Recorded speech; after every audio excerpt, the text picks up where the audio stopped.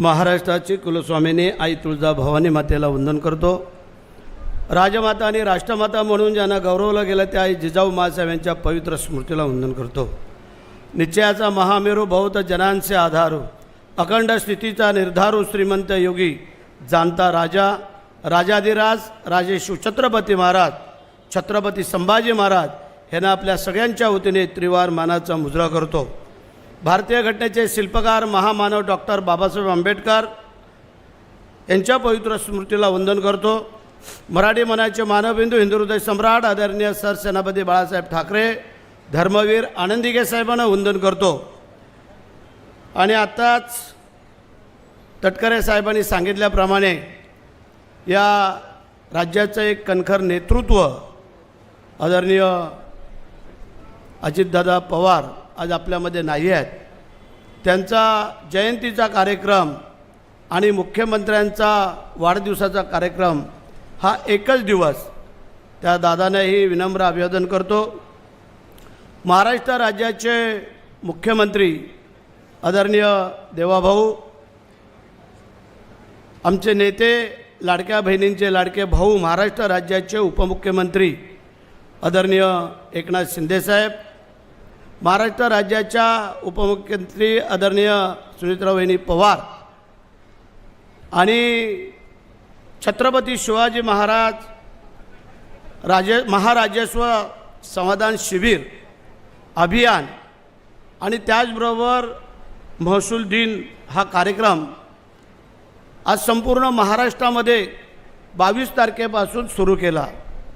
त्यामध्ये आमच्या महाडला आम्ही केला, प्रत्येकाने आपल्या आमदारांनी आपापल्या मतदारसंघामध्ये केला आणि मग संपूर्ण जिल्ह्याच्या वतीने प्रत्येक जिल्हावाईज कार्यक्रम महसूल मंत्र्यांनी ठरवलं आणि तो आजचा कार्यक्रम आपल्या इथं संपन्न होतो आहे। ह्या कार्यक्रमाचे सर्व असणारे आमचे सहकारी मित्र, विधिमंडळातील सहकारी आणि महसूल मंत्री आदरणीय चंद्रशेखर बावनकुळे साहेब, आमच्या भगिनी अदितीताई तटकरे, त्याचप्रमाणे आता ज्याने मगाशी आपलं मनोगत व्यक्त केलं ते खासदार सुनीलजी तटकरे साहेब, रायगड जिल्हा परिषदचे अध्यक्ष आमचे मंगेशजी वाकडीकर, आणि थोडं मगाशी उशिरा आले, आम्ही चर्चा केली त्यांच्यावरती, पण आता वयोमानाप्रमाणे आम्हाला समजून घेणं गरजेचं आहे। त्याप्रमाणे आमचे रविशेठ पाटील, आमचे आमदार महेंद्रशेठ दळवी, प्रशांतशेठ ठाकूर आणि खास करून या कार्यक्रमाला उपस्थित असलेले आमचे प्रमोदशेठ जटार, माजी खासदार आमचे दादा, त्याचप्रमाणे आमचे धारपसाहेब, त्याचप्रमाणे या विभागीय आयुक्त असणारे आमच्या रुबल मॅडम, आमचे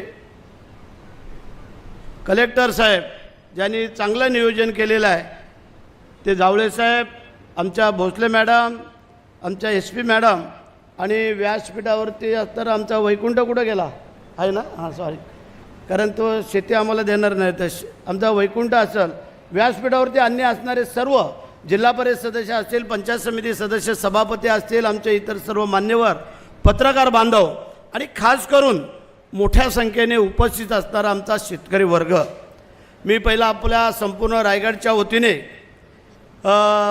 बावनकुळे साहेबांना मनापासून शुभेच्छा व्यक्त करतो, तुमचं अभिनंदन करतो। आणि तटकरे साहेब थोडं 2 मिनटं ऐका, आता तुमचं ऐकलं आम्ही आता, कारण मग जे काम आत्तापर्यंत बऱ्याचशा मंडळींनी नेते मंडळींनी केलं आहे, तटकरे साहेबांनी मगाशी सांगितलं, अरे विक्रांतचं नाव राहिलं, आमचा विक्रांत पाटील, आणि मग ज्यांनी जे काही काम केलेलं आहे त्यांची नावं अजरामर झालेली आहेत। साहेब, जे काय आपण ह्या 8-6 महिन्यामध्ये हे जे काही निर्णय घेतलेले आहेत ह्यासाठी तुम्हाला सलाम आमचा, कारण आम्ही शेतकऱ्यांच्या वतीने, कारण आम्ही एक शेतकरी कुटुंबातली मंडळी आहोत सगळेच, परंतु शेतकऱ्यांसाठी ज्या काही अडचणी निर्माण होत होत्या त्या अत्यंत साध्या आणि सोप्या भाषेमध्ये तुम्ही जे काय कागदावरती आणल्यात आणि लोकांच्या दारापर्यंत पोहोचवण्याचं काम केलं, त्याबद्दल पुन्हा एकदा तुम्हाला धन्यवाद। त्यामध्ये सगळ्यात जास्त तर आमची घरदारं बांधायची त्यावेळेला एने परमिशन काही लोकांचं नुकसान झालं, पण आमचा फायदा झाला शेतकऱ्यांचा, कष्टकऱ्यांचा, कुटुंबाचा.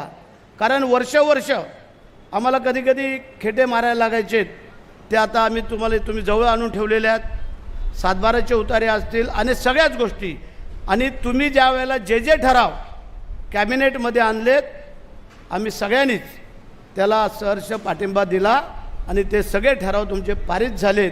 आणि त्याचं सगळं श्रेय तुम्हाला आणि महायुतीच्या संपूर्ण सरकारला द्यायला पाहिजे, ह्याबद्दल काही दुमत असणार. कारण ह्याच्या अगोदर बरेचसे महसूल मंत्री झाले, तटकरे साहेबांनी सांगितलं, सगळे सांगितले, मग त्यावेळेला हे निर्णय का नाही झाले, मग आताच का झाले त्याबद्दल.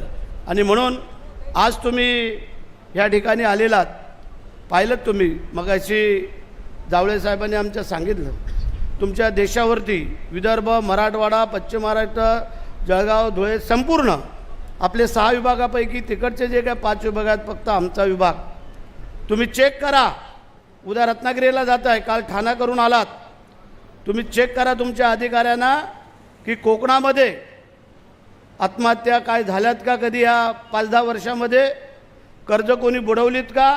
आता परवा कर्जमाफी आपण केली, कर्जमाफीमध्ये 1 नंबरला कोण आहे, 2 नंबरला कोण आहे, 3 नंबर, 4 नंबर, आम्ही शेवटच्या नंबरला आहोत. कमी कर्ज उचलतो आणि प्रामाणिकपणे फेडतो. कारण तुम्ही जर आज लिस्ट पाहिलीत तर अत्यंत नगण्य कर्ज घेणारे आणि कर्जफेड करणारे आहेत. त्यासाठी थोडं झुकतं माप ह्या कोकणाकडं पण या खात्याच्या मार्फत द्यावं त्यासाठी, कारण आम्ही कर्ज वाचवतोय. कारण लाखो रुपयांचं कर्ज, कोट्यावधी रुपयांच्या ह्याच्यावरती जर आज आपण पाहिलं तर शासनाचं आम्ही वाचवलेलं आहे. आणि म्हणून आमचे प्रामाणिक लोक आहेत. प्रत्येक घरातला एक तरी माणूस मुंबई, ठाणे, पुणे, गुजरातला नोकरीला आहे, प्रामाणिकपणे काम. कमी शेतकरी आहे, मोठे शेतकरी आमच्याकडे नाही तुमच्यासारखे 50 एकर, 100 एकर, 40 एकर. आमचे 2-3 एकरमध्ये आमचे 2-3 भाव. पण ठीक आहे, आम्ही समजून घेतो, चालून जातो. आता आमच्या तर पूर्ण पट्ट्यामध्ये वरनं सगळं डोंगराचा भाग, खालनं सगळे नदी, नाळे, खाडीचा भाग आणि मध्ये असणारी शेती. पण आम्ही समाधानी आहोत. जावळे साहेबांना विचारा, गेल्या 2.5-3 वर्षामध्ये त्यांच्या कारकिर्दीमध्ये त्यांनी एका तरी शेतकऱ्याच्या आत्महत्याला पैसे द्यावे लागलेत काय. आणि म्हणून करता आज तुम्ही आलात, तुमचं स्वागत. परंतु या सगळे अधिकारी वर्ग चांगले काम करत आहेत, त्याबद्दल दुमत नाही आहे. परंतु आता जे काय इतर काय आपल्या माध्यमातून तर गरिबाचे बना श्रीमंत जगदीश शेठ बघा, तर गरिबाचे बना श्रीमंत जगदीश शेठ बनू नका. आणि म्हणून तुमचं आज स्वागत करतो आम्ही पुन्हा एकदा. कारण ह्या गरिबाच्या मंत्र्याला आज मंत्री तर झालोच, तुम्हाला तर माहिती आहे. या महाराष्ट्राच्या इतिहासामध्ये 2.5 वर्षाचं तुमच्या कालखंडामध्ये तेव्हा मंत्री, इतिहासामध्ये 2.5 वर्षाचं तुमच्या कालखंडामध्ये तेव्हा मंत्रिपद सोडणारा एकमेव आमदार असेल त्यावेळेला मंत्रिपद दिलं होतं का नाही विचारा. परंतु या गोरगरीब जनतेचा सेवक म्हणून आम्ही काम करतोय. जोपर्यंत तुम्ही मंत्रिपद द्याल तोपर्यंत आम्ही काम करू. ज्यावेळेला सांगाल, उद्या जरी सांगितलं शेठ तुम्हाला उद्या राजीनामा द्यायचा आहे, बरं शेठची तयारी आहे. शिवाजी महाराजांच्या पुण्याने पावनभूमीतला मावळा आहे. 288 आमदारामधला एकमेव भाग्यवंत आमदार आहे मी. कारण शिवाजी महाराजांचे राजधानीचं ठिकाण, शिवाजी महाराजांचं समाधीचं ठिकाण, जिजाऊ मासाहेबांचं समाधीचं ठिकाण, तानाजी मालुसरेंचं समाधीचं ठिकाण, स्वामी समर्थांची शिवतर आहे आणि डॉक्टर बाबासाहेब आंबेडकरांचं चौदर तळं एवढ्या माझ्या मतदारसंघात येतात. आणि कमीत कमी वर्षाला 10 ते 15 लाख लोक आपल्या पायाची धूळ झाडून जातात. त्याच्यापेक्षा आम्ही भाग्यवंत का असू शकतो. मंत्रिपद आज आहे आणि उद्या नाही, परंतु राजांची सेवा करण्याचं भाग्य जे आम्हाला मिळालं आहे. पुढच्या वर्षी राज्याभिषेकाला, आजच तुम्हाला सांगतो, रायगडमध्ये आलात म्हणून लिहून ठेवा, पुढच्या वर्षाच्या राज्याभिषेक सोहळ्याला बावनकुळे साहेब हजर पाहिजे, तटकरे साहेब तुम्हालाही सांगतो. आणि म्हणून करता आज पुन्हा एकदा शेतकऱ्यांना आपल्याला जे काय वाटप करायसाठी जास्त वेळ घेणार नाही. तुम्हालाही रत्नागिरीकडे जायचं आहे, आम्हालाही परत मुंबईला जायचं आहे. म्हणून मी पुन्हा एकदा माझ्या संपूर्ण उपस्थित शेतकरी बांधवांच्या वतीने, कष्टकऱ्यांच्या वतीने पुन्हा एकदा तुम्हाला शतायुष्य लाभावं. आणि जोपर्यंत तुम्हाला देवाभावानी पद दिलेलं आहे तोपर्यंत ती सेवा अशी करत राहा की कित्येक वर्ष तुमचं नाव निघायला पाहिजे. जय हिंद, जय महाराष्ट्र, वंदे मातरम. यूट्यूबवर सुद्धा रायगड टाइम्स सर्च करा आणि पहा रायगडच्या कानाकोपऱ्यातील प्रत्येक बित्तम बातमी. आणि हो, लगेचच सबस्क्राईब बटनवर क्लिक करायला विसरू नका. रायगड टाइम्स, आपलं चॅनल, आपला आवाज.